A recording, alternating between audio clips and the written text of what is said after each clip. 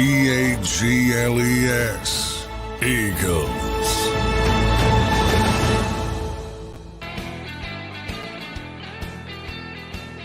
What is up, everybody? Welcome in to the Legal Hands to the Face show. The Philadelphia Eagles are 4-0. You couldn't guess it by the tone in the city. A lot of people are worried about this football team. I'm here to tell you tonight why we need to enjoy the ride. But before we get into it, guys, we got a great show planned for tonight. At 7 o'clock, we're going to be joined by my man, Mark Farzetta from The Farzy Show, my partner in crime on the JAKIB Sports halftime show for the Eagles. And at 7:30, like we're joined every week by Dr. Chris Radcliff to break down some of these injuries. Unfortunately, the injury bug has gotten this Philadelphia Eagles team, so we're going to find out if we can expect some players coming back, if Cam Jurgens can get back, because he went out. He was in a walking boot yesterday, so we'll get into that. But we should have a great show planned. I want to jump right in to this Philadelphia Eagles game from yesterday. And before we do, I want to start the show like I do every week with a little Eagles trivia. So we were watching the game yesterday. The Commanders were punting to Britton Covey. Seth Joyner turned to me in the green room and said, let's see Covey take one back here on this punt return. And I was thinking, man, when was the last time the Philadelphia Eagles had a punt return for a touchdown? If you follow me on Instagram, I did a video on this in the summertime. So I'll give you the answer at the end of the show. The last time the Philadelphia Eagles had a punt return for a touchdown and who it was, it may surprise you. I think you're going to like the name. But let's jump in, guys. Eagles win in overtime yesterday, 34-31 against the Washington Commanders. It didn't have to be that difficult. Leading up to the game, I thought the Eagles were going to win easily. But it is a division game. We know NFC East games especially are never slam dunk wins. They're never going to be easy. And for whatever reason, the Washington Commanders have played the Eagles tough the last few years. But the Eagles get the W, and that is all that matters. I'm going to break it down. We're going to take a look at the offense. We're going to take a look at the defense. But at the end of the day, the Eagles win the game. They win against a division opponent, and they are 4-0. And one thing we've learned about this team, I said it last week, I'll say it again this week. Under Nick Sirianni and with Jalen Hurts at quarterback, this team has an unbelievable ability to overcome adversity.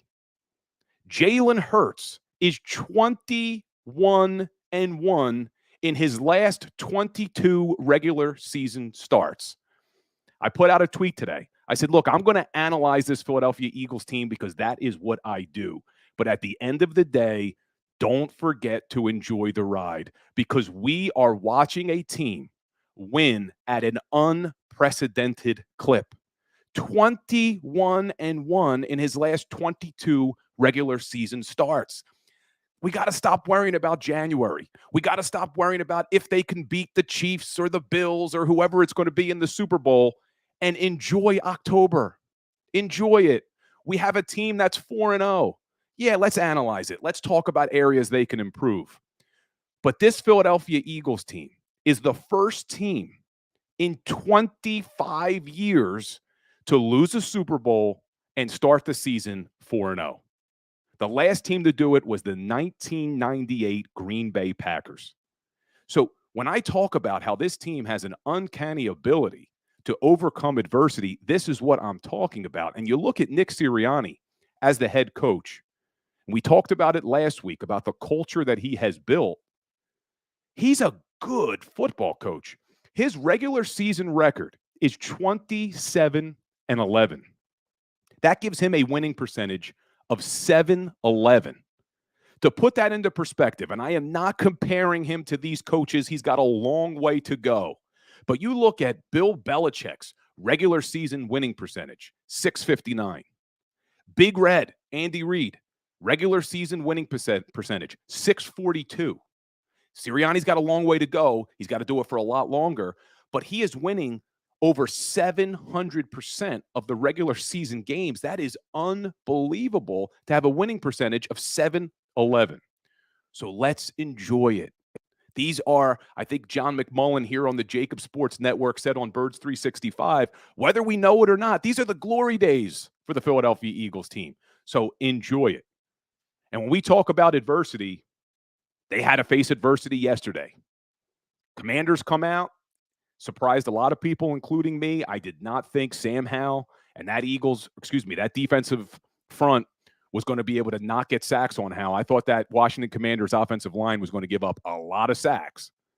But the Sam Howell come right out to a 7-0 lead. What do the Eagles do? Battling adversity. Come right down the field, score, make it 7-7. Commanders go up 17-7. What do the Eagles do after that? They go on a tear on offense. They put up 17 unanswered points. They put up 222 yards and held the Commanders to 23. At that point, I thought the game was over. It wasn't. Too many penalties, too many missed opportunities. We're going to get into all of it, what the offense needs to do better, what the defense needs to do better. But again, they battle adversity. The game gets tied up. They win it in overtime. And let's talk about quite possibly the most clutch kicker, maybe clutch player we have ever seen in a Philadelphia Eagles uniform, Jake Elliott. Hits a 54-yarder yesterday in overtime to win it. And it was reminding me of what he did in 2017. A lot of people, we remember that 2017 magical run. Well, in week 3, Eagles played the Giants, an 0-2 Giants team, a team that really had no business being on the same field with that Eagles team. And it was a close game. And how did that game end? Jake Elliott kicks a 61-yard field goal in his first game in an Eagles uniform to win it. And then the Eagles go on a tear. So we can't get too carried away. Hey, they won in overtime. They should have beaten, crushed this Commanders team. A win is a win.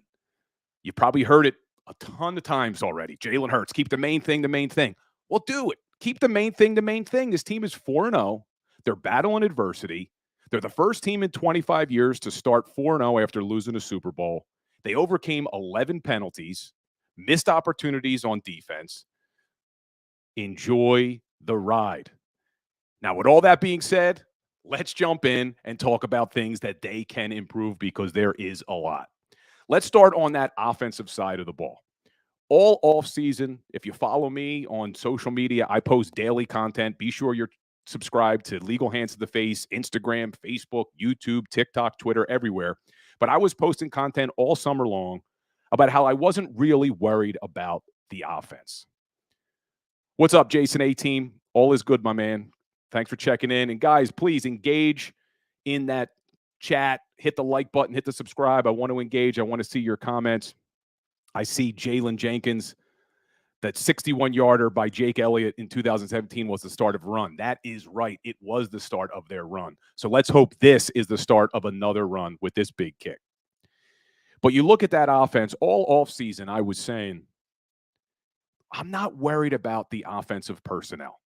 The question mark coming into this season wasn't the personnel. Really, they only lost 2 starters. One was Miles Sanders. They replaced him with DeAndre Swift, who looks excellent. Didn't have as good of a game yesterday as he had the 2 weeks before it, but he's fine. Hey, Barbara, good to see you. Yeah, it was fun to be on the battleship. It really was. And they lost Isaac Sayamala at right guard. He's been replaced by Cam Jurgens, who was playing very well. We're going to talk to Dr. Radcliff later in the show about how much time we may expect to see Jurgens out. Sirianni said today it was a week-to-week injury. But we weren't that concerned about the personnel. It was more the play caller, Brian Johnson. And I thought he left a lot to be desired in the first couple of weeks of the season. I was not a huge fan of some of the play calling in the first couple of weeks. Thanks, Cue Ball the Bird. I appreciate you, man. But I wasn't a huge fan of some of the play calls in the first couple of weeks of the season. I thought he got better last week. I really did. I didn't like some of the play designs early on, but I thought he got better last week. And I may be in the minority here, but I didn't think that he was that bad yesterday. I kind of like the play calls. We're going to get into the 3rd and 11 in the fourth quarter down at the 16-yard line. That I don't understand. I know Sirianni tried to defend it today. Don't understand that. But Brian Johnson did some really good things in this game. That first touchdown pass to A.J. Brown was a wonderful play call by Brian Johnson. It was a great play design by Brian Johnson and Nick Sirianni. The first touchdown where Hurts threw it deep left side to A.J. Brown was another double move, and what they did was they had Dallas Goedert running a quick bubble screen, or at least a bubble screen look. Hurts took a look at Goedert, corner. Even if he looks in the backfield for a second, Brown's by him already. Beautiful play. Hurts hits A.J. Brown. Great call. Now let's get into that one I said that was a question mark for me, and that was the 3rd and 11 from the 16-yard line in the fourth quarter. That one I didn't understand. You hand off the ball, and not only are you handing the ball off, but you're giving it to Kenny Gainwell. Not saying I would have liked a play call if you gave it to DeAndre Swift, but maybe it would have been a little bit better. Give the guy an opportunity, but you gave it to Kenny Gainwell in the fourth quarter, trying to make it a 2-score game, and now you have to settle for a field goal. Didn't like that call, but overall, I thought Brian Johnson was better yesterday. I'd like to hear from you guys in the chat. What do you think about Brian Johnson as a play caller? Have you seen him improve over the last 4 weeks? I have. I have confidence that this offense is going to be just fine.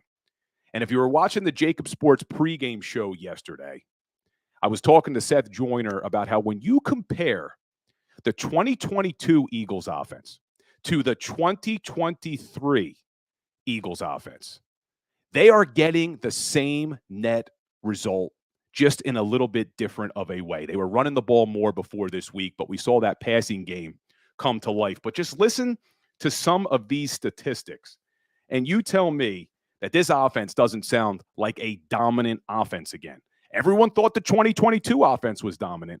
Listen to some of these stats. Last year, the 2022 Philadelphia Eagles offense averaged 389 yards a game, which was number 3 in the league. This year, they're averaging 392 yards a game, actually 3 yards better. Last year, they averaged 5.9 yards a play. This year, 5.6. Last year, 28.1 points per game. This year, 29.5 points a game. This offense is going to be just fine. A.J. Brown, absolute stud, has 9 catches for 131 yards last week, follows it up with 9 catches for 175 yards this week. Devontae Smith, 7 catches, 78 yards. Jalen Hurts looked like the Jalen Hurts from last year throwing the football. We'll talk about him running the ball in a second. But throwing the football, he goes 319 yards. And what I found most impressive, 8.6 yards an attempt. That was by far the best day of the year for Jalen Hurts. He only threw for 170 against New England, 193 against Minnesota, 277 against Tampa Bay. We saw improvement, and he got better this week, 319, and he had 8.6 yards a carry. I'd like to see them get Dallas Goedert more involved. I think everybody would. He's on my fantasy team, so I really want to see them get him involved. But Dallas Goedert is doing an excellent job in the running game. Sirianni mentioned it today. I talked about it last week. He's one of the highest rated run blockers from the tight end position in the entire NFL, but they have to get him involved. He is too damn good to only have, I think it's 13 catches for 85 yards, something like that. He's too good. Get him involved in the passing game. But you can't be mad at this offense. They're putting up points. They're putting up a lot of yards. They are winning games. That is the most important. One thing, I want some comments on this in the chat. I put an Instagram video about it. What did you guys think about the decision to throw it deep to A.J. Brown with only a minute and 49 seconds left in that fourth quarter? So let's set the tone again of what it was. The score was 24-24. It's 2nd and 4 from the 28-yard line, 149 left. The Tampa Bay, that's last week. The Washington Commanders had just used their second timeout. Do you run the football there, try to get a first down, run the clock out, kick a field goal, game over? Or did you like the aggressiveness by A.J. Brown and Jalen Hurts? It looked like Hurts changed the play at the line of scrimmage. He read single coverage on A.J. Brown. They go to a double move. He threw a beautiful pass, throws a strike to A.J. Brown. It was a great play. The question, though, is, was it the right play? Was it the right play? And I see Cue Ball the Bird hated the last touchdown. Run Swift 3 straight times if you have to. Kick the field goal to go home. We didn't come to play extra football. And then you got right under him, dank Kelly Green Burrito, that you can't believe fans are thinking this way. So I put a poll on my Instagram. Head on over to Legal Hands to the Face on Instagram. I put a poll. It's pretty split. A lot of people are saying, hey, be aggressive. Play to win the game. Anything can happen if you try to run the ball there. You could get a holding penalty. You could have a fumble. You could have a turnover. Play to win the game. In the moment when it happened, I was watching the game. We were on the battleship for the pre-half and post-game shows through JAKIB Sports, and I instantly turned to Seth Joyner and Derek Gunn and Mark Farzetta and said, I don't like that. Run the ball. Run the clock out. But now that I've had time to reflect on it, and I said this earlier today on Instagram, I was okay with it. And this is why I was okay with it. We needed a big feel-good play like that from our passing game and Jalen Hurts. You saw how fired up Jalen Hurts was after that big throw. We needed that. And if you're playing against Patrick Mahomes or Josh Allen or one of these top-tier quarterbacks, don't give them the ball back. But when you're playing against Sam Howell and the Washington Commanders, who've given up one of the most sacks in the NFL, they've turned the ball over pretty much more than anyone in the NFL. I'm okay with us being aggressive and putting it on our defense. Now, what I wasn't okay with was the penalty. You can't take a penalty there. Now, I didn't necessarily love that the referee threw that flag. He didn't do much. But A.J. Brown can't even take the chance there. The game is over. Don't put a 15-yard penalty. And if you look at what happens, Commanders get one last shot with 2 seconds left to tie that game. Without that 15-yard penalty, which turned out to be about a 12-yard penalty because of the way the kickoff was. Instead of getting the ball at the 25, they got it at the 37. That could have been the difference of those 2 seconds. You got to be smarter there. A.J. Brown said it. Didn't like the penalty. Didn't like that the ref threw it. But great play by A.J. Brown. Great catch. I was okay with the aggressiveness. In the moment, I wasn't. But the more I think about it, I was okay with the aggressiveness. But let's jump over to the defense, because this is where the Eagles really need to improve. And Barbara Carroll, you just reminded me, and I'm glad you did, Riverboat Ron not going for 2 shocked me as well. He is called Riverboat Ron. Mark Farzetta, as soon as they scored that touchdown, says they're going for 2. It's Riverboat Ron. And he kicks an extra point. Really, really surprised me. But let's talk about this defense. And I said, look, in the offseason, I wasn't worried about the offense. I thought that this offense was going to be just fine once Brian Johnson got his feet under him with calling plays. But we got a lot of new personnel. We had a lot of injuries. And we'll get into that in a second. So I'm going to start going through some stats here. But I will talk about the personnel in a second. I understand they were banged up. But this is a problem. Sam Howell and the Washington Commanders were 25th in the NFL coming into this game. They only threw for 182 yards per game, and the Philadelphia Eagles let him throw for 290 yards. Outside of that game against Baker Mayfield, which they really shut down the pass, this Eagles defense has given up 290 to Sam Howell, 316 to Mac Jones, and 364 to Kirk Cousins. It's not going to be good enough. Not going to be good enough. And we'll talk about the personnel because I do not like some of the things that are going on in that secondary. Coming into this game, Commanders, 20th in the NFL in points per game. They were averaging only 19. This defense lets them put up 31 points. And I thought, hey, Eagles are going to get a lot of turnovers this week. Commanders had turned the ball over more than 30 teams in the league. They were 31st in the entire NFL with 8 turnovers in 3 games. The Eagles don't get a single turnover. And they had their opportunities. Sam Howell threw that ball up in the end zone. Terrell Edmonds, you got to catch that ball. You have to come down with that ball in the end zone. Good teams make plays in the red zone. And the red zone has been a major problem for this Eagles defense. Coming into the game, the Philadelphia Eagles were 26th in the NFL in the red zone on defense. They are letting teams score touchdowns 70% of the time coming into this game. And it only got worse.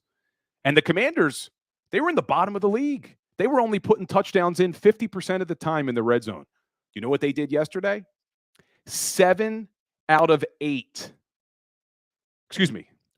of 5. I'm talking about third down. 4 out of 5 in the red zone for 80%. So this Philadelphia Eagles team let one of the worst red zone offenses in the NFL score touchdowns 80% of the time. That's something that needs to improve. And third down, they're letting teams convert way too much on third down. Way too much on third down. Coming into the game, the Eagles, on third down, we're letting teams convert 46% of the time, which was 25th in the NFL.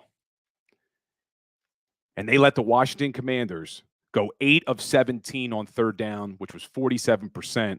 But it was even worse than that because there was a couple long third downs. One was 3rd and 17. They let them pick up 16 yards, and then they converted on 4th down.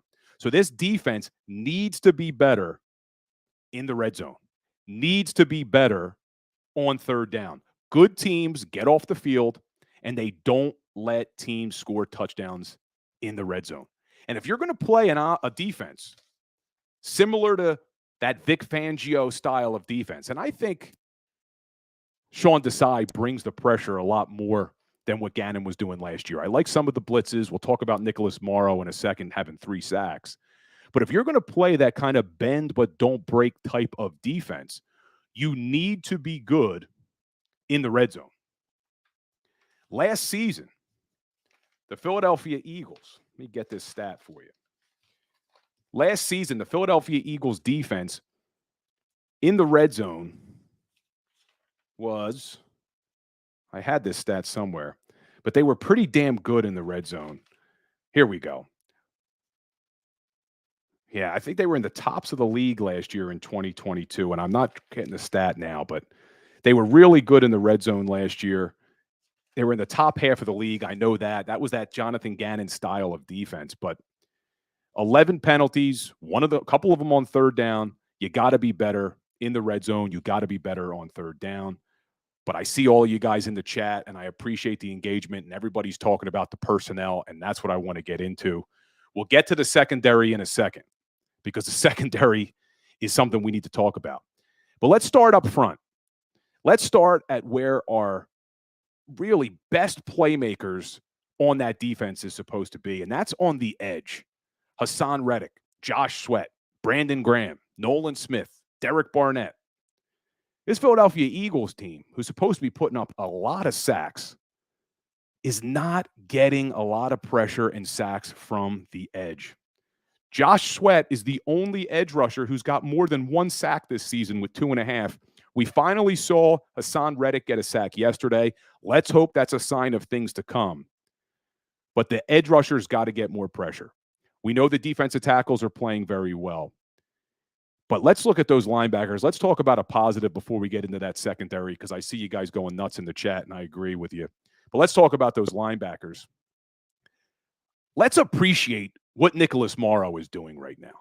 This is a guy who couldn't make this Eagles roster, gets cut has to figure out what the hell he's going to do with his life. They bring him back on the practice squad. He's only in there because of injuries, and he is playing the best football of his career, probably of his life. Has 3 sacks yesterday. He leads the team in sacks now, which is crazy. And he is playing really well from that linebacker position. I know things are made a little bit easier for him with those D tackles in front of him. But Nicholas Morrow is playing some really good football. He's been good in pass coverage. He's been good against the run. And Zach Cunningham next to him, not playing bad. It's going to be tough for Nakobe Dean to get back on the field. The Eagles have a good problem right now at linebacker.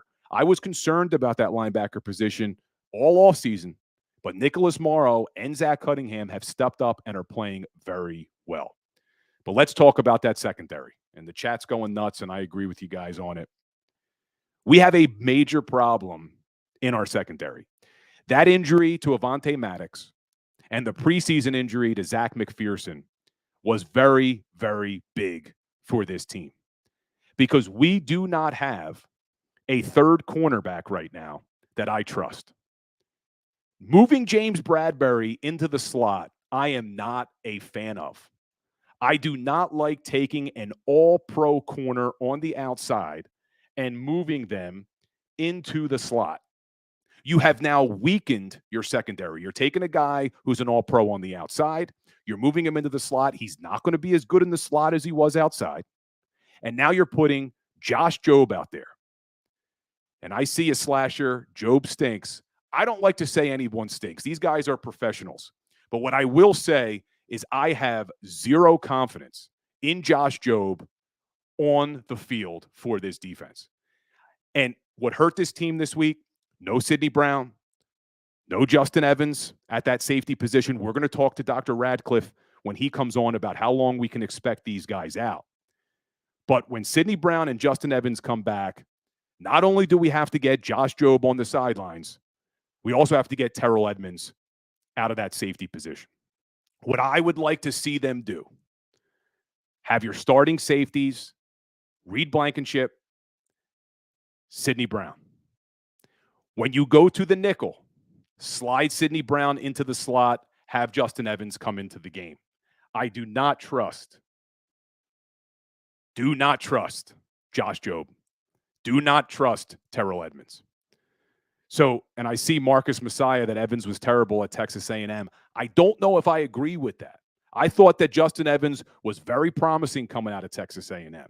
He went in the second round to Tampa Bay, had a really good, promising start to his career. The injury bug got him, and he's playing pretty well this season when he's healthy. And we'll find out from Dr. Radcliff when we can expect Evans back. But that's what I would do. I want to hear from you guys in the chat, but that's what I would do. Sidney Brown in the slot, Justin Evans at safety, get Josh Jobe off the field, and keep Bradbury outside.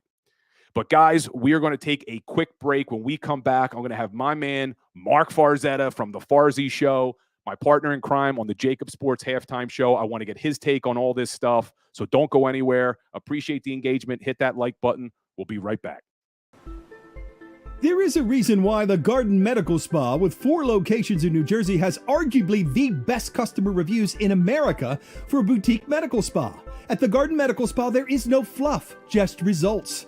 For the best in Botox, chemical peels, dermal fillers, hydrofacials, laser hair removal, and so much more, please visit thegardenmedspa.com. Book an appointment now in Voorhees, Sewell, Collingswood, or Northfield. Thegardenmedspa.com. No fluff, just results. Go to get your game on. Go for the beers. Go for the cheers. Go for the hit and the hits. Go for the stakes and the stakes. Go to get your parlay on. Go to get your party on. Go for the scene. Go for the screens. Go for the gallery. Go for the win. Go to Ocean. Visit theoceanac.com to plan your visit. At Pond Lehocky, we've recovered billions of dollars for our clients, and we're confident we can do the same for you. With over 250 years of combined courtroom experience, we've helped over 100,000 injured clients obtain some of the largest settlements in Pennsylvania. One conversation is all it takes to help you and your family get back on track. If you've been injured in an accident, give Pond Lee Hockey a call. They're carving them up and good play calling along the way. First and goal at the 6.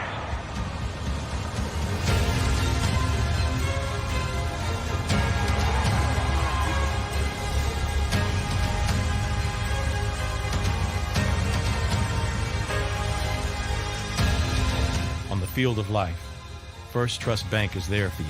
Champions on 3. 1, 2, 3. Because Philadelphia dreams deserve a Philadelphia bank.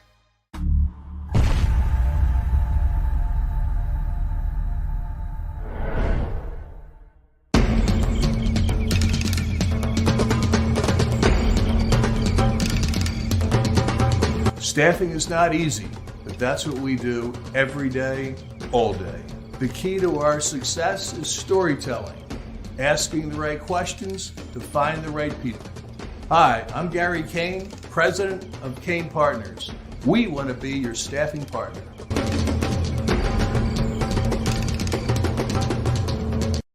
Since 1977, it's always been about you, the community, at Rafferty Subaru. And through the Subaru Love Promise, we prove we care by supporting charities like So Good Now.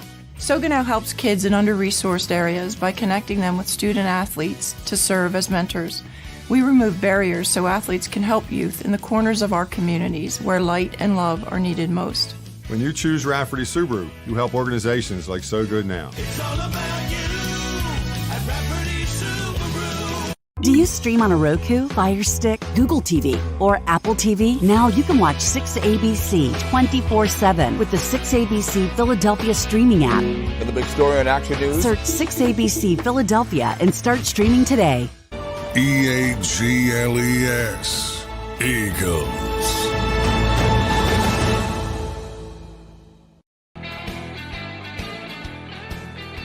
My man Mark Farzetta making his first appearance on the Legal Hands to the Face show, hopefully the first of many. What's going on, my brother? It's great to be here, man. Thank you very much for having me. The show looks great. You look great. The band sounds amazing. They're just slapping a bass like nothing, like nobody's business. Everything's looking good, friend. We are trying, but everybody knows Mark Farzetta. But if you don't know, he has the daily Farzy show every morning from 6 to 7 right here live on the JAKIB Sports Network. He also does Philly's postgame show. He's doing halftime postgame for the Philadelphia Eagles. I don't think he ever sleeps. Hardest working man in the business, but I appreciate you making time for us. Farzy, first thing I got to know, because there's been mixed reviews from a lot of fans. The Eagles are 4-0. But how do you feel about this team right now as we sit here today? I'm still waiting for that complete game. The Bucs game was probably the closest thing to a complete game, if we're being honest with ourselves. Now, yesterday was the best we've seen Jalen Hurts really look all season long. So I'll take that away as a very positive thing.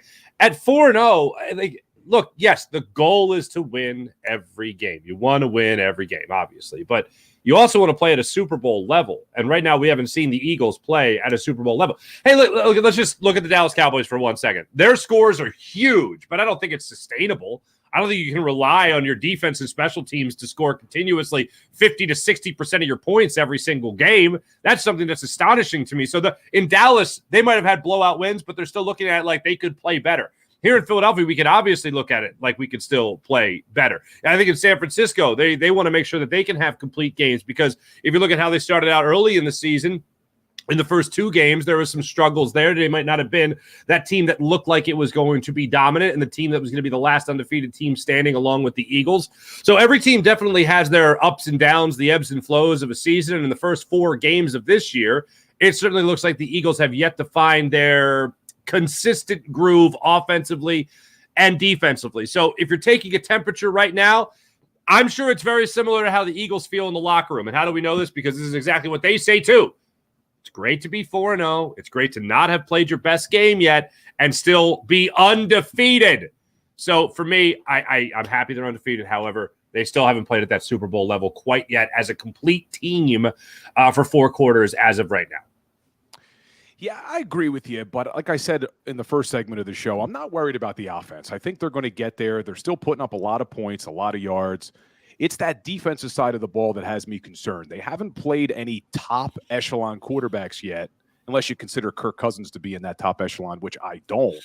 Yeah. And They're giving up a lot of yards to these guys. Is that your area of concern as well, that secondary, that passing defense? Yeah, especially when you look at a couple of plays yesterday where Darius Slay, who's supposed to be your best corner, just got torched on a couple of different plays by a couple of – it wasn't just Terry McLaurin that was feeding him his lunch yesterday. He was getting burned on a couple of those plays, including that 27-yard pass in the second quarter, I think it was, where they were able to have a guy wide open to run down the sideline a little bit on him there. So I don't know if it was a failed switch or what the deal was on that play, but it looked like blown coverage right there by Darius Slay. James Bradbury, you're now mixing and matching, and I understand that you worked him out a little bit there in training camp, not really preseason, but just training camp, giving him some reps in the slot. That's not where he flourishes. That's not where he has flourished as a member of the Eagles secondary. That's not where he was arguably the better cornerback last year than Darius Slay. I don't want him playing in the slot. I'd rather have a younger guy in there that's going to have help on the outside, get that early experience, and know that later in his career, maybe he's going to get a little bit more of that help on the outside. But get his feet wet now, throw him into the fire, get him into that slot spot, and then let a guy on the outside like James Bradbury and Darius Slay as well do what they do best. I think it's better to break in somebody younger, somebody that doesn't even know what to expect yet of the NFL, and make this be the only thing that they have exposure to and see how they fare when they're thrown into the water, see if they can swim. That's what I want the Eagles to do. This is one of the things I haven't liked from Sean Desai. And I like Sean Desai. I like what he's done. I like the aggressiveness. I like that he's not afraid to dial up that blitz and all that stuff that we crave so much here in Philadelphia. But the one thing that I don't like, and I assume it's everyone putting their fingerprints on it, but Sean Desai is the defensive coordinator, so he's the guy that's got to take the heat. That's not a good idea to continue to have James Bradbury in the slot. Whoever you're going to put in that spot, whether you move Job in there, whether you're bringing in Eli Ricks, whether you're bringing in Keely Ringo, whoever it might be, I'd rather have somebody else get used to that position and make sure I at least am solid at the two outside positions as opposed to weakening two positions for the price of one. That never made sense to me. Farzy, I couldn't have said it better myself. Right before the break, that's what I was talking about as well. I do not like them moving Bradbury inside. And I see people in the chat talking about how far off the ball these corners are playing. And Farzy had the luxury of watching the game with Seth Joyner, just like I did. And Seth, Coach Joyner, he was about to throw things at the TV, talking about move the corners up. But there's a guy I know that you were very high on in the preseason, and that was Sidney Brown at that safety position. Would you like to see them move him more into the slot on nickel coverage? Absolutely. I would absolutely love to see that, because Sidney Brown's one of those guys that a lot of athletes don't have the mentality of a Sidney Brown. And that means, like, yeah, whatever. Like, sometimes athletes don't have that yeah, whatever mentality. Some athletes have that, I'm a safety and I play safety and I only play safety. Or I'm an outside corner, I only play outside. Sidney Brown, I think, wants to do whatever gets him onto the field. And I thought in the limited amount of time that we saw him out there, I thought he held his own well for a guy that really hadn't played that spot at the NFL level, of course.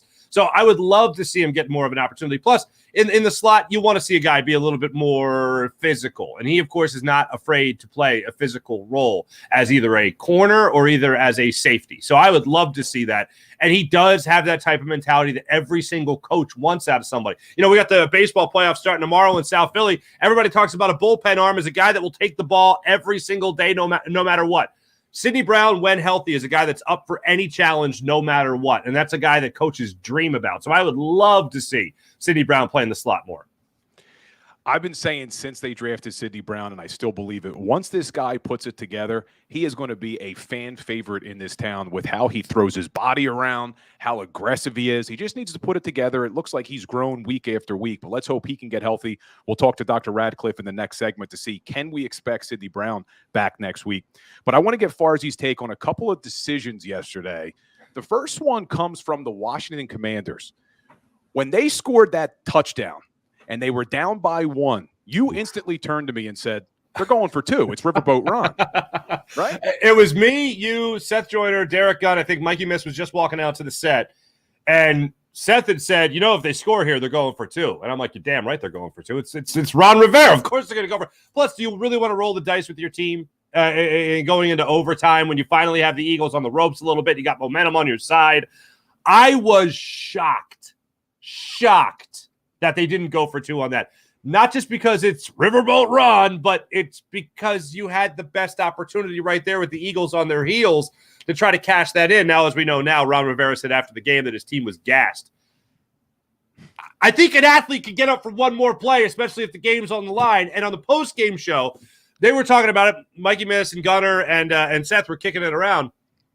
And as I'm standing there, because I was doing the side hit that you were so gracious to do for us during the pregame show, where you have the majestic Battleship New Jersey behind you. It's just, oh, what a great shot it was. Big cannons to your left. Oh, the big cannon. So I'm bringing it down, and I'm like, well, hold on a second. There was a play last year where somebody went for it because they were talking about how nobody does it. Somebody was talking about how nobody does it. Couldn't remember who it was. And I was like, there's what I was like, the Giants did it. I'm pretty sure Brian Dable did it. And I, real quick, people pop on the phone, went back, looked at this Giants schedule last year. It was the first game of the season that future coach of the year, Brian Dable, dialed up the 2-point conversion against the Tennessee Titans. They scored to make it a 20-19 Titans advantage. And Dable looked at the guys on the sideline and said, I want to go for it. What do you guys want to do? And at that point, I mean, what are you going to tell an athlete to do? Like, back off? No, you're going to tell them they want to be more aggressive in that instance. So everybody to a man said, let's go for it. They went for it. They went for the 2-point conversion. They got the 2-point conversion. There was about 1:09 left in the game, and the Giants ended up winning that game 21-20. I thought it was going to be a similar situation for Ron Rivera, especially knowing his history. And I give all the credit in the world. Man, Sam Howell balled out yesterday. I mean, he was sacked 5 times. You would never know it by the way he actually played the game. That guy was never rattled. I give him a lot of credit for being hit 15 times, being sacked 9 times against the Bills just a week ago. And then he comes in here and gets sacked 5 times, and he just brushes it off his shoulder and keeps going. He showed me something yesterday. I was impressed with him. But as far as that play goes, if I'm Ron Rivera, I'm handing the ball to my offense, and I say, hey, keep it going. Win it right here. Win it right here. And I don't know. I can't imagine a professional athlete in that moment when you're 9 to 10 point underdogs. Not that they're thinking about that, but we are.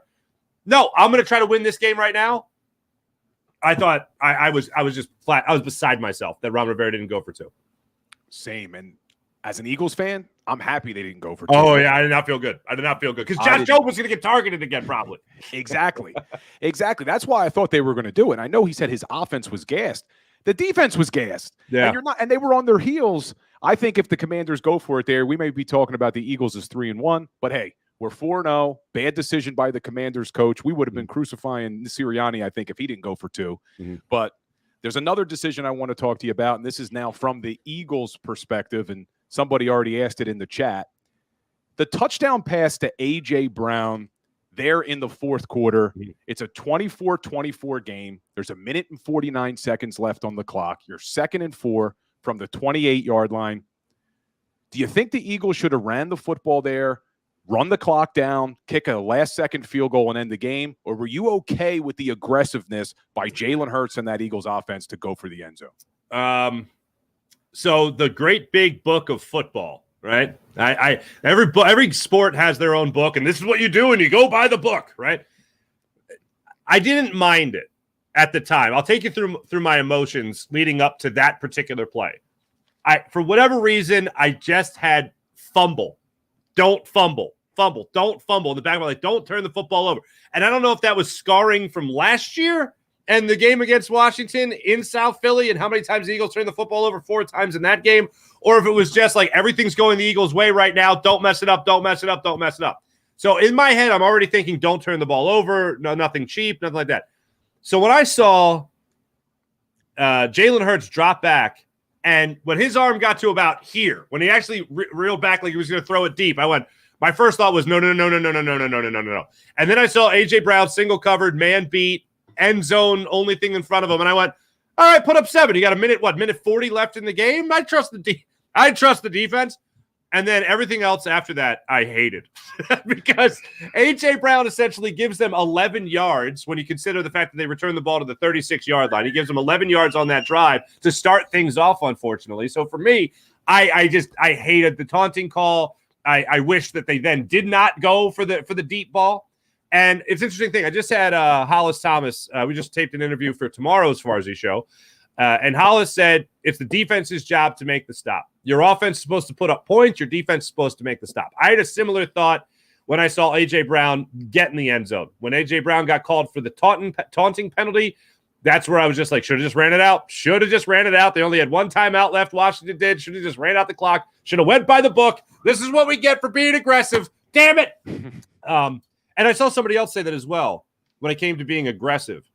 if the Eagles don't throw that touchdown pass, and let's say the Eagles, drive a little bit more, milk the clock, get the field goal. Let's say they miss the field goal, then you're penalized for being not aggressive enough. Yeah. So, I mean, look, the likelihood of the Eagles winning the game if they just kept running the football game is what?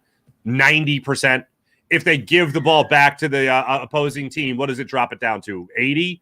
I don't know. But to me, I just thought that at the time, I liked them being aggressive. I hated everything that transpired after.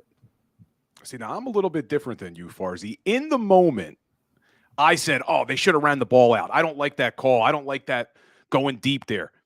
But then now that I've had time to reflect on this, and I just did a video on my Instagram about it today, now that I've reflected, I loved the aggressiveness because we needed that. We've been talking about Jalen Hurts hasn't been the same passer he was last year. The passing game has been depleted, and they take a great shot. He throws a strike to A.J. Brown. You saw how fired up he was. And look who is on the other side, on the other sideline. It's Sam Howell. If your defense can't stop Sam Howell from driving down the field with 1 minute and 45 seconds left to score a touchdown, then you don't deserve to win the game. Luckily, we did. So it wasn't as if Patrick Mahomes was on the other side or Tom Brady. If one of those guys is on the other side, I think you play it a little bit differently. But I like the throw. I like the aggressiveness. In the moment, I didn't. But the more I thought about it, I said, you know what? Good for Jalen Hurts. Good for A.J. Brown. Let's be aggressive. Mm-hmm. So we'll see. It's been mixed, man. I put a poll on my Instagram. People are all over the place with it, but anything could happen. Anything can happen. I thought something similar to you and how I've been breaking it down ever since it happened. Like even on the ride home yesterday from Camden, I was thinking about it, and it was like, yeah, it's Sam Howell. You should stop Sam Howell. And it's like, you really haven't been able to stop Sam Howell all day. Like Sam Howell is carved out. You have taken the man's soul, supposedly, and he just found a new soul, put that in his body, and continued to march down the field with his offense. Yeah, and I see a lot of people in the chat, and I've heard some people today comparing it to what Patrick Mahomes did last night, though, saying, hey, look, he slid down. He didn't score the touchdown. There's a little bit of a difference there, though. The Chiefs were already winning the game. Him sliding down just ends the game. It was a tie football game. It was 24-24. You still needed points. Yeah. And you're not guaranteed to make that field goal. Close to a guarantee with Jake Elliott. Mm-hmm. But you're not guaranteed. So I liked the aggressiveness in hindsight. We will see. Hey, we're 4-0. I want to talk to you a few more minutes. We have Farzy before we get into Dr. Radcliff. Is how pleasantly surprised are you at what we are seeing from linebacker Nicholas Morrow, who couldn't even make the practice squad after the preseason? Then they bring him back on the practice squad because of the injury to Nakobe Dean. Yeah. And now Pro Football Focus has him as the number 2 graded linebacker in the entire NFL, and he leads the Eagles with 3 sacks. Yeah. Bill, I mean, Philadelphia's just a breeding ground for great linebackers, as we know. Yeah. You go through time, man, but all the way back to Levon Kirkland, just keep going back. I mean, we just breed. All right, anyway, I am so unbelievably pleasantly surprised by what he has done for this team. Not just for the fact that he came here, we didn't expect much to begin with. Then he gets cut, as you mentioned, and then he comes back, and then he's a starter again. Him and Zach Cunningham, it is nothing short of miraculous, the job they have done. First off, Cunningham, both of them weren't here last year, as we all know, but Cunningham coming here in training camp, in preseason, getting used to his teammates, getting used to his playbook, getting used to his defensive coordinator, and flat out flourishing. I mean, how many weeks now in a row we talked about at least 3 or 4, pretty much every game, that these guys are playing well above the expectation. And Nicholas Morrow getting 3 sacks, I don't know what the bet was, what it looked like for him to get 3 sacks, but I would assume it would be close to something along the lines of Ben Simmons hitting a 3, like probably around plus 1,400. And he comes out there and he was Johnny on the spot. He was making play after play after play. I believe he forced that fumble, the one for the second touchdown of the game, the one that bounced around the end zone a little bit, and then they were able to fall. And I think it was McLaurin that fell on it. But Robinson had guys bouncing off him, and Morrow came in there to actually make a hit and force the ball loose, if I remember the chronology of it. But he had at least one big hit right there that helped jar that ball loose, and then comes up in the game with 3 sacks overall. Very, very pleasantly surprised with what you've been getting overall from your linebackers, not just Morrow, but also in Zach Cunningham as well. Big decisions, by the way, when Nakobe Dean comes back. What are they going to do? Really big decisions. We'll see what they do, but I've been saying it the whole offseason that I was really concerned about that linebacker position. I didn't think we should have put everything on the Kobe Dean shoulders, a guy who had only played 34 snaps. And then they bring Nicholas Morrow in, and he obviously wasn't the right choice because they cut him, but he's really bailing out Howie Roseman. I think Howie Roseman did a great job this offseason, except he neglected the linebacker position, and he got lucky. We'll give him credit. He got lucky. Zach Cunningham, Morrow are playing the way they're playing. Let's hope they can keep it up. But one more thing for you before we let Farzy run. Big game this week going up against the Los Angeles Rams. Eagles have never played in SoFi Stadium. This will be the first time they're going to that stadium in L.A. Matt Stafford, 35 years old, but the guy can still throw the ball around. They're top 4 in the NFL in total yards per game. And Stafford's averaging over 300 yards a game, even at 35 years old. What are you thinking this week against the Rams? Cooper Kupp's still out, right? Or is he definitely coming back? What's going on there? I don't know if they haven't released their injury report yet, but he started practicing. And then they got this rookie, Puka Nacua. Yeah. 39 catches, 501 yards in 4 games. The most ever by a rookie in the NFL. This guy was drafted in the 5th round. And I saw an interesting stat today too, Farzy. Cooper Kupp in his Triple Crown year, where he had the most yards, the most receptions, and I think, was it the most touchdowns? I believe so, yeah. He had less catches and less yards after 4 games than what Puka Nacua has right now. I don't know who had the game yesterday, but I went back and I watched the extended highlights on it, and I don't know who said it, but it was something along the lines of Nacua Matata. It means no worries. And I'm like, I want to hate that, but that's pretty awesome. Look, what did we start talking? What did this conversation start with after hello, Bill? It started with our concerns about the cornerback position and slot corner position for the Eagles. And if you're going to let a guy like Sam Howell carve you up, if you're going to let wide receivers like that carve you up, well, these are some piping hot receivers. I don't care if it's going to be Cooper Kupp's first game back. It's still Cooper Kupp. So I have my concerns about it. Without the shadow of a doubt, you need everyone in the secondary to be ready to go, and they can carve you up. And Sean Desai, this is going to be a huge test for him because we've talked about Jalen Hurts facing good defensive coordinators. We haven't necessarily. We have not. Maybe Eric Bieniemy, Bill O'Brien, but I don't think Bill O'Brien's great. They needed at least an offensive mind finally in New England to make some calls, but. This is pretty impressive what they're going to be facing as far as a chess match between Sean McVay and between Sean Desai. This is going to be a huge measuring stick for how good Sean Desai is as a defensive coordinator because we have seen the Hurts, Sirianni, Brian Johnson matchups before with some pretty stout defensive-minded coaches and coordinators. This is going to be the first real test when it comes to what Sean Desai can do when they put that chessboard out and all the pieces on the table and see who gets checkmate, because this is going to be the biggest test for Desai. And it's not easy traveling cross country like that. We know every single week people talk about that. It's a little bit easier for the East Coast team going west than the West Coast team coming east, but they got a big travel date. It's coming on the heels of a NFC East division matchup that they just had. So you're right. It's a big test. Let's hope they get some of these players back on the defensive side of the ball. And I've been told by our producer, Xander, we have Dr. Radcliff in the waiting room. So I'm going to let Farzy get back to his kids. I heard them screaming in the background a little bit. You did? Yeah, that was Monaluz. That was Manuela, man. She might not have her mac and cheese yet.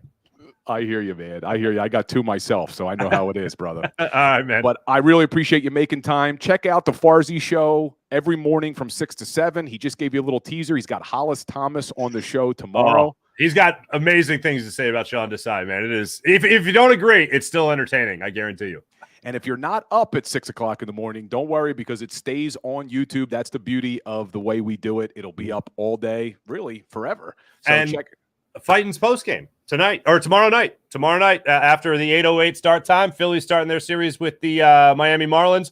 I'll be on right after that for Fighting's postgame as well. Love it, man. Red October. Nothing Red better. October. So thank you, Farzy. We're going to take a quick break. When we come back, we'll have Dr. Radcliff. Stay tuned, guys. There is a reason why the Garden Medical Spa, with 4 locations in New Jersey, has arguably the best customer reviews in America for a boutique medical spa. At the Garden Medical Spa, there is no fluff, just results.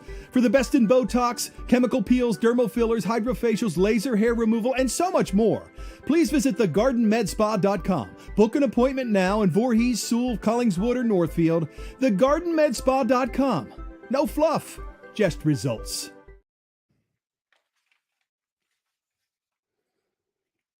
Are we back live, Xander? I guess we are.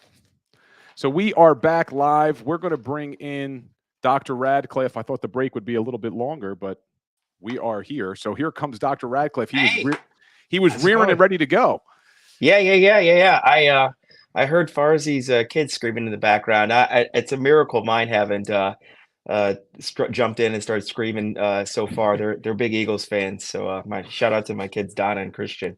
We'll have to grab them on one of these times. Yeah, my kids always ask too, can we come on, Daddy? Can we come on? But then I put them in front of the camera and they clam up. But the good news, Doc, I can hear you today. For those of you who were watching last week. Oh, yeah. I got to make this clear. That wasn't my fault. It wasn't Dr. Radcliffe's fault.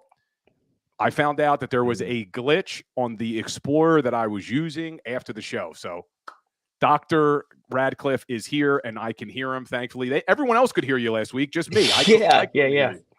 Yeah. So, unfortunately, Doc, you're back. We got more injuries to talk about. Yeah. And this team, they were so healthy last season. They had all 22 starters from opening day play in Super Bowl 57 last season. Yeah. It's probably not going to be the case this year, the way things are going. But another big injury yesterday, potentially a big injury. Cam Jurgens, starting right guard. He's been playing really well for this team. He left in a walking boot. There's been some reports that there was a sprained foot. He may be out a few weeks. What are you hearing? What can you tell us? Yeah, likewise. It's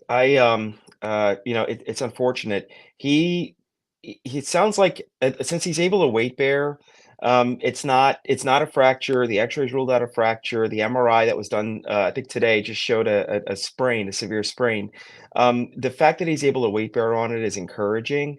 I would estimate probably in the order of 2 to 3 weeks. Just depending on, depending on how he progresses. I'm sure right now they're icing it and, giving him a bunch of anti-inflammatories and just trying to let it calm down. He'll be out though for a couple weeks. And when he comes back, is that something that you risk re-injuring, or is it something that's pretty good once you come back from that thing? With all of these guys and all these injuries, it's often an acute on chronic process.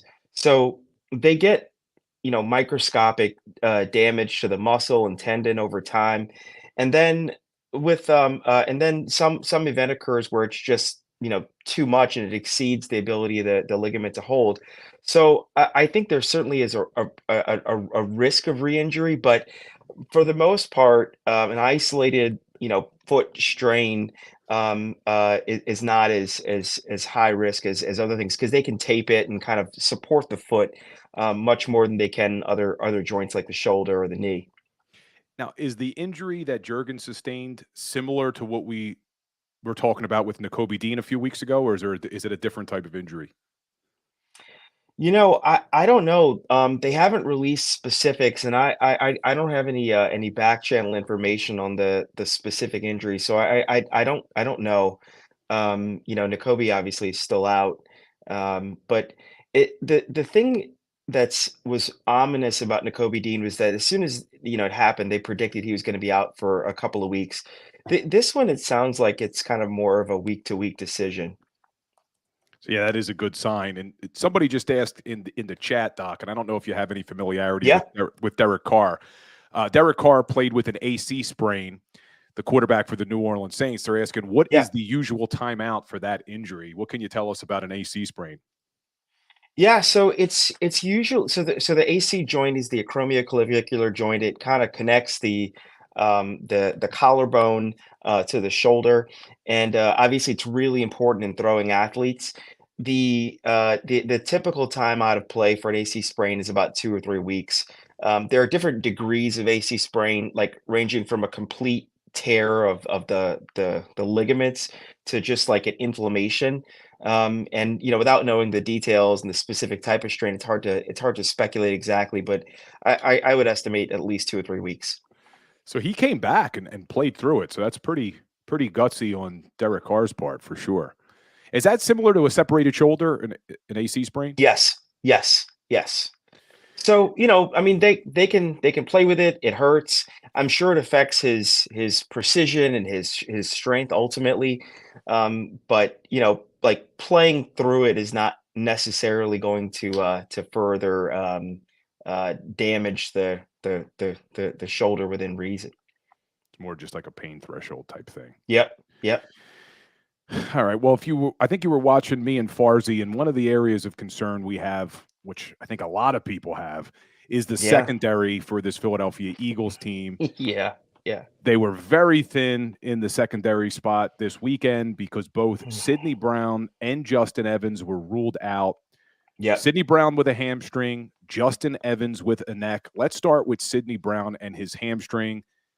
What could we be expecting with him? When can he come back? And would he be 100%? Yeah, so the recovery for hamstring injuries kind of follows 3 phases. They have to be able to walk like kind of pain-free before they can start running. And it's really running that puts a lot of strain on the hamstring.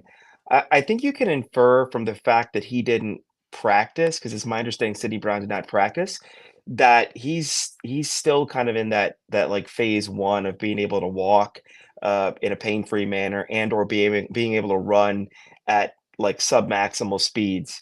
He's got to be able to run at close to his maximal speed before he can get back into the game. So unfortunately, I think it looks pretty ominous, and it's probably going to be another week or so before he's back. You follow the practice participation in that regard. Justin Evans participated in practice and was questionable for the game. And so I think that, we obviously neck injuries can run the gamut from sprain or strain all the way to major herniated discs. In this case, it sounds like it's more the former, a soft tissue injury like a strain or sprain. And I'm encouraged that he's already back practicing. And I think we probably can expect him back for the game against the Rams. So good news. Hopefully Justin Evans is coming back. Bad news. You would anticipate Sidney Brown maybe being out for another week at least. Yeah. I heard the last section and I agree. Sidney Brown is a powerful player, but I just don't think I don't think he's going to be back in time. And he has his hamstring injury, and another player on the Eagles with a hamstring injury was Quez Watkins, who did not play this week. Similar type of deal where he needs to get back to practice before we can hope to see him back. Yeah, so we want to see full participation in practice before they can get back, because it's not necessarily like a pain threshold thing. I mean, when they're sitting down or just doing low impact activities or exercising, they might be able to get by without pain, but they've got to be able to run pain-free in order to be effective and to be able to play safely. I hope Quez Watkins is okay. Hope he gets back out there, but I'm not in any rush to get him back to that wide receiver 3 position. I think Olamide Zaccheaus, local kid from St. Joe's Prep, has stepped up and made the most of his opportunities. A lot of people in the offseason were saying, hey, Eagles need to upgrade wide receiver 3, and Zaccheaus has made a lot of big plays, was blocking downfield on that A.J. Brown touchdown. So I saw that. Yeah. I'm not in any rush for Quez to come back, and even if he does, I think you got to keep giving reps to Olamide. Yeah. Let's jump to another team, and this affects the Philadelphia Eagles, and that is the Los Angeles Rams. Yeah. Matthew Stafford, obviously this past weekend, had some sort of hip injury, and he fought through it, but he's 35 years old. This is a guy who's been very tough throughout his career playing through injury. There's really no details, but he hurt his hip. What can you expect from a quarterback with a hip injury? I know we don't know the full extent of the injury, but how could that affect his mobility and his ability to throw the ball? Well, first, I'm troubled that we're referring to 35 years old as over the hill, and I just want to put that out there. I'm over 30. I'm over 35. Yeah, as am I. We got to realize when we're talking NFL, he's 35 years old. He's a NFL dinosaur. years are different than regular Yeah. years, man. There's a reason I picked up golf over the last few years. Man. I can't do anything else. Yeah.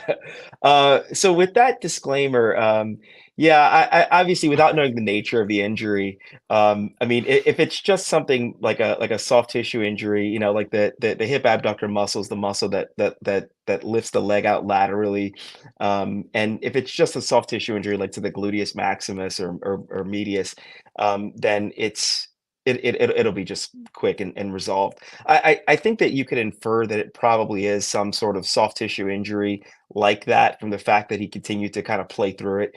If he really had, I don't know, something more ominous like a non-displaced femoral neck fracture or something like that, he wouldn't have been able to play through it. So I would expect him to just play with pain. Yeah, and he said right after the game when they asked him about the hip injury, he said, "Oh, you don't have to worry about that. I'll be out there." So really nothing for them. That, nothing for them to really be worried about. Well, guys, we're going to be bringing on Dr. Radcliff every Monday night at 7:30 to talk about the injuries. Dr. Radcliff, you've heard me say it before, is one of the most educated, respected men I know. Harvard University, Duke Medical School, very intelligent, great doctor. You can find him at the Spinal Disc Center in Cherry Hill and down the shore, right, Doc? Yep, and down shore. Thank you. So check him out, Spinal Disc Center. Dr. Radcliff, appreciate you taking the time, and we will connect again next week.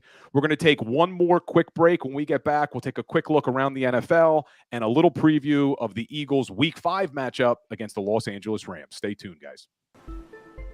There is a reason why the Garden Medical Spa, with 4 locations in New Jersey, has arguably the best customer reviews in America for a boutique medical spa. At the Garden Medical Spa, there is no fluff, just results. For the best in Botox, chemical peels, dermal fillers, hydrofacials, laser hair removal, and so much more, please visit thegardenmedspa.com. Book an appointment now in Voorhees, Sewell, Collingswood, or Northfield. Thegardenmedspa.com. No fluff, just results. Go to get your game on. Go for the beers. Go for the cheers. Go for the hit and the hits. Go for the stakes and the stakes. Go to get your parlay on. Go to get your party on. Go for the scene. Go for the screens. Go for the gallery. Go for the win. Go to Ocean. Visit theoceanac.com to plan your visit. At Pond Lehocky, we've recovered billions of dollars for our clients, and we're confident we can do the same for you. With over 250 years of combined courtroom experience, we've helped over 100,000 injured clients obtain some of the largest settlements in Pennsylvania. One conversation is all it takes to help you and your family get back on track. If you've been injured in an accident, give Pond Lehocky a call.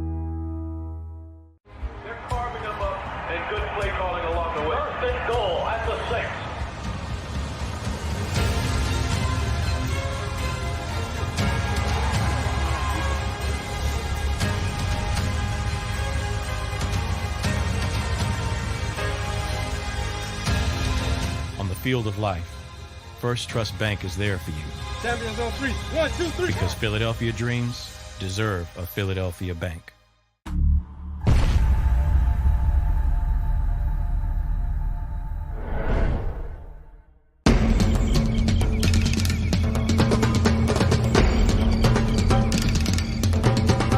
Staffing is not easy, but that's what we do every day, all day.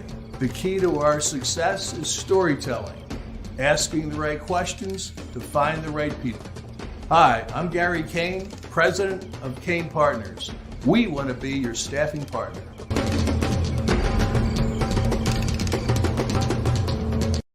Since 1977, it's always been about you, the community, at Rafferty Subaru. And through the Subaru Love Promise, we prove we care by supporting charities like So Good Now.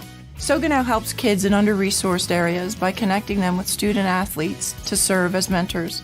We remove barriers so athletes can help youth in the corners of our communities where light and love are needed most. When you choose Rafferty Subaru, you help organizations like So Good Now. It's all about you at Rafferty Subaru. Do you stream on a Roku, Fire Stick, Google TV, or Apple TV? Now you can watch 6ABC 24/7 with the 6ABC Philadelphia streaming app. And the big story on Action News? Search 6ABC Philadelphia and start streaming today. EAGLES. Eagles.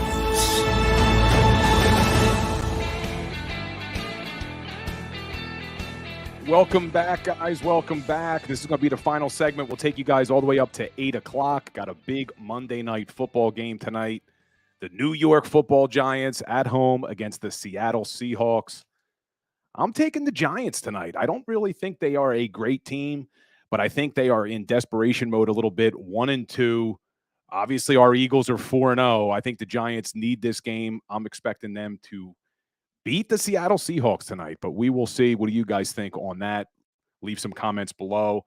Really appreciate the support, guys. This is our third week, I guess fourth week now on the JAKIB Sports Network. So this is our fourth week on the JAKIB Sports Network, and I have a big announcement. We are really, really excited. In addition to running the Legal Hands to the Face show every single Monday night at 6:30, we are officially announcing I will be hosting a brand new show starting tomorrow, Monday through Friday, right here on JAKIB Sports, 10 a.m. to 11 a.m., Philly Sports Power Hour. It's going to be awesome. We're going to have a strong emphasis on the Eagles, obviously, but we'll talk all Philadelphia sports. We'll go a little bit Phillies, little Sixers, little Flyers, anything that is topical, but with a heavy, heavy lean towards the Philadelphia Eagles. So be on the lookout for that. The Philly Sports Power Hour with yours truly. Really excited about this partnership with the JAKIB Sports Network. So now JAKIB Sports has you covered pretty much all day. You're going to have the Farzetta show from 6 to 7. You're then going to have Birds 365 with Jody Mack and John McMullen from 8 to 10. You'll have me on the Philly Sports Power Hour from 10 to 11. That'll then go right in to Sports Take with Rob Ellis and Derek Gunn from 11 to 2. And then Dan Cilio on the National Football Show from 2 to 6. So you get all your Philadelphia sports talk right here on the JAKIB Sports Network. Be sure to like, subscribe, share it with all your friends. Let's make that Philly Sports Power Hour the best hour of your day. So be sure to like, subscribe. We go live tomorrow at 10 a.m. So I asked you guys, leave me some comments, ask some questions for the final segment.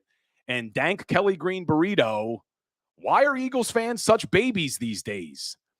Not sure what you mean there. I'm assuming you're talking about Eagles being 4-0 and we're still not happy. I can only assume that is what you are talking about here.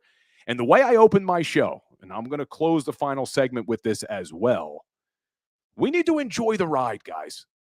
I really think if you look at last year, that was a magical season. And Dank just clarified. As soon as we win, it's always how we win. That's what we do. And if I tweeted out today, I said, look, I'm going to be analytical because that is what I do. But let's enjoy this 4-0 start. And we made this mistake last year. We had a magical season last year.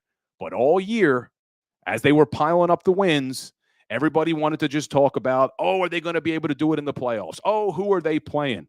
Are they going to be able to beat good teams?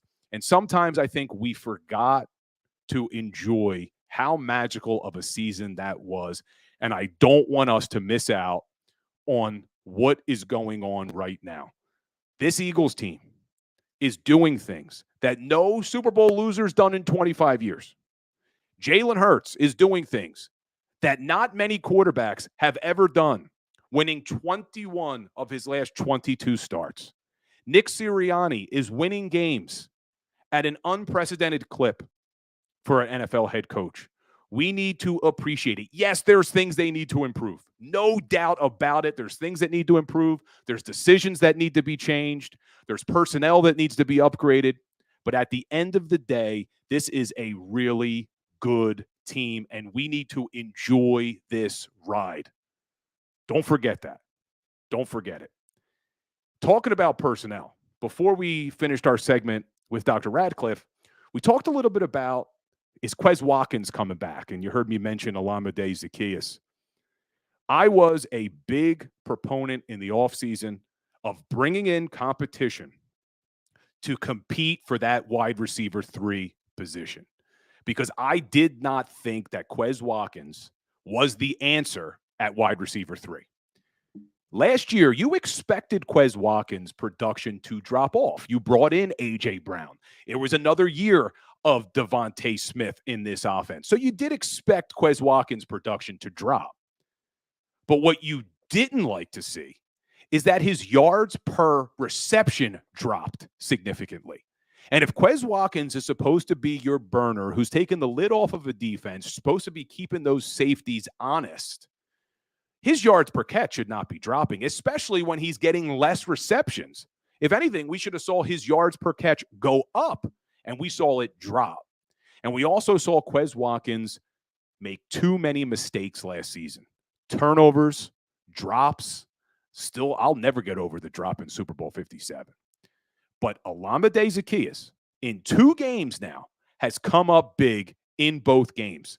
Had a great touchdown catch last week against the Tampa Bay Bucks. Made a really great catch on 3rd down yesterday. And what was even more impressive is blocking downfield on A.J. Brown's touchdown. I like Olamide Zaccheaus as our wide receiver 3. And there were some reports today, and it was shared here on the JAKIB Sports Network on their Twitter, is that an NFC East scout said that the Philadelphia Eagles may look into Chase Claypool, who's not happy in Chicago. I personally would not make a move for Chase Claypool. What do you guys think? If you're following along in the chat, let me know what you think. Would you make a move for a guy like Claypool to come in here for your wide receiver 3? I don't like what it does for our chemistry in that wide receiver room. I don't think we need him. I think Olamide Zaccheaus is just fine. And who we really need to get going is Dallas Goedert. And Jason A-Team just said it, talking about Dallas Goedert. He's a guy we have to get going on this offense. And I think he will. But if the defenses are doing things to take him away, that's why you're going to see A.J. Brown and Devontae Smith shine. But I have to believe, if I am the Los Angeles Rams, you have to go into this game and try to take A.J. Brown out of the game. You can't have a guy go for 9 catches, 175 yards. A.J. Brown is an absolute beast from the wide receiver position. I love the way he plays that position. He plays wide receiver like he's a linebacker. Very, very physical. And I've never seen a wide receiver that not only is that physical, but that once he gets the ball, he is so good in open space. He gets, we love to say, yak, yards after catch. Well, A.J. Brown is one of the best yak receivers I've ever seen on an Eagles team, and he's so damn physical. I love it. Can't take taunting penalties. Don't like to see some of the things we've seen on the sidelines, but he's a good dude. That's the reason I don't really get too worked up when I see things with A.J. Brown. And I know some people say he's selfish and he wants the ball, and I get it. But at the end of the day, I don't think A.J. Brown is a bad guy. And not that guys like T.O. were bad guys off the field, but they were tough teammates. T.O. was a tough teammate. He did things that made it uncomfortable for his team. I don't think A.J. Brown makes people uncomfortable. He wants the ball, and he wants the ball because he legitimately thinks if he has the ball in his hands, it gives the team a better shot to win. So I'm okay with A.J. Brown's behavior, if you want to call it that, because at the end of the day, he is a good dude. He does seem like he is a good teammate. Him and Devontae Smith seem to have a great relationship, and we know how good A.J. Brown's relationship is with Jalen Hurts. But we started this conversation about the wide receiver 3 position. I like Olamide Zaccheaus there. I would not bring in Claypool into that wide receiver room. One thing I would be considering, if I was Howie Roseman, is upgrading our secondary. And it's tough because you got a lot of young guys, and you don't want to have to say goodbye to any of these players. I still think Josh Jobe has a chance to be a good corner in this league, but he has not shown it. while he's had his opportunities. And I have no faith that Josh Jobe is the answer in the secondary. And we talked about it before we had Farzy, and then Farzy reiterated it. I don't like moving Bradbury inside. I don't like moving Bradbury inside and keeping Jobe on the outside. So we will see what Sean Desai and this Philadelphia Eagles team does, especially this week, because this LA Rams team, they weren't very good last year because Matthew Stafford was hurt, but he is back. And I know he's 35 years old, and we talked about that. He's averaging over 300 yards a game. And I think, and I don't think this is a crazy statement to make, that he is by far the best quarterback this Eagles team will face so far this season. Better than Mac Jones, better than Sam Howell, although Howell played well yesterday, better than Baker Mayfield, and I think Matthew Stafford is better than Kirk Cousins. So you have him coming to town. Excuse me, the Eagles are going to him. And Matthew Stafford in that offense, they are top 4 in the NFL in yards per game, averaging over 300 yards a game. He has turned the ball over 5 times. He has 5 interceptions.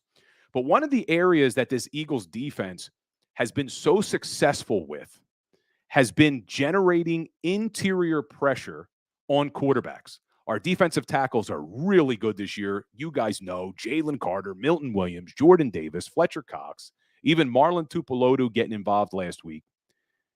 But that's a strength on this Rams offensive line. Their center, Coleman Shelton, very good. Probably the best center they'll face so far this season.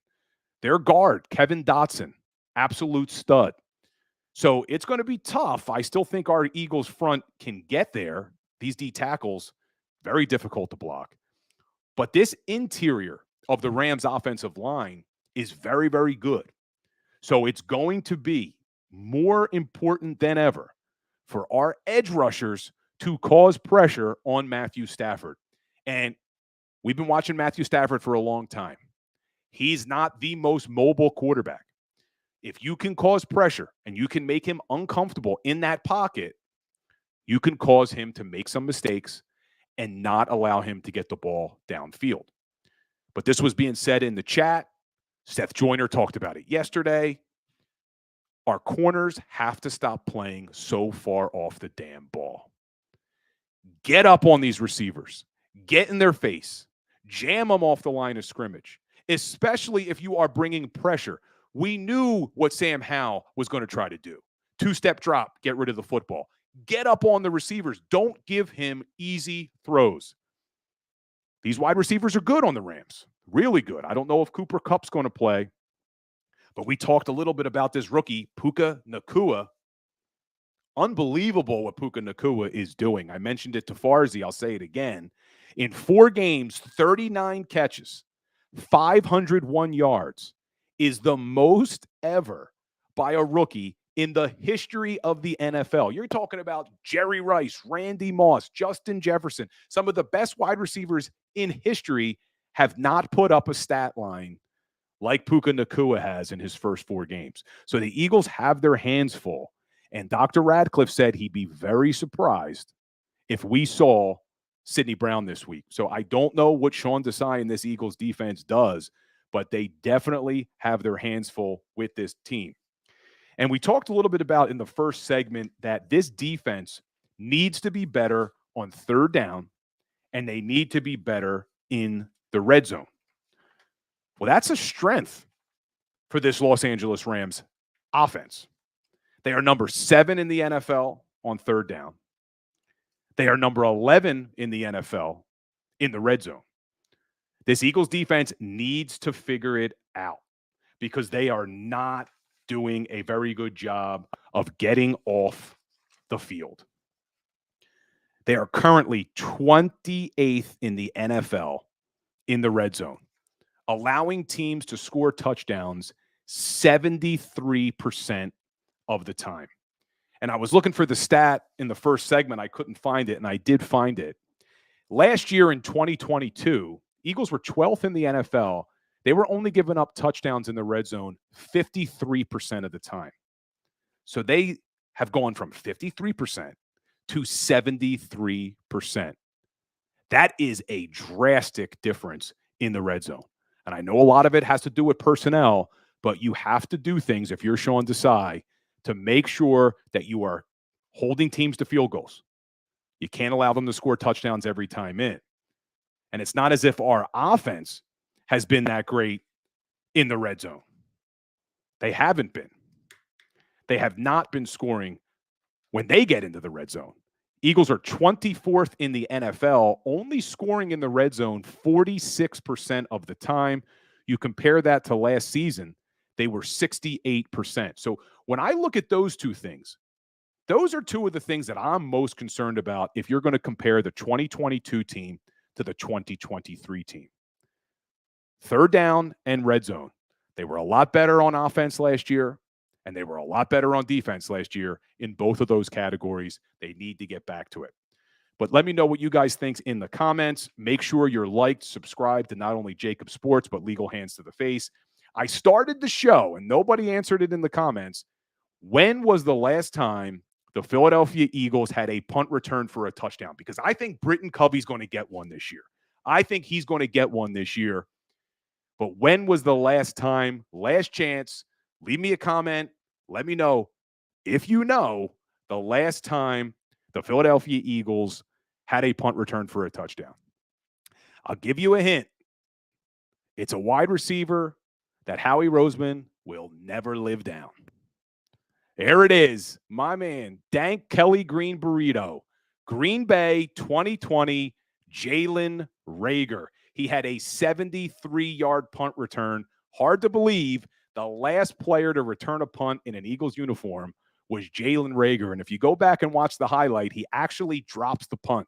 Similar to Deshaun Jackson in that miracle at the Meadowlands #2.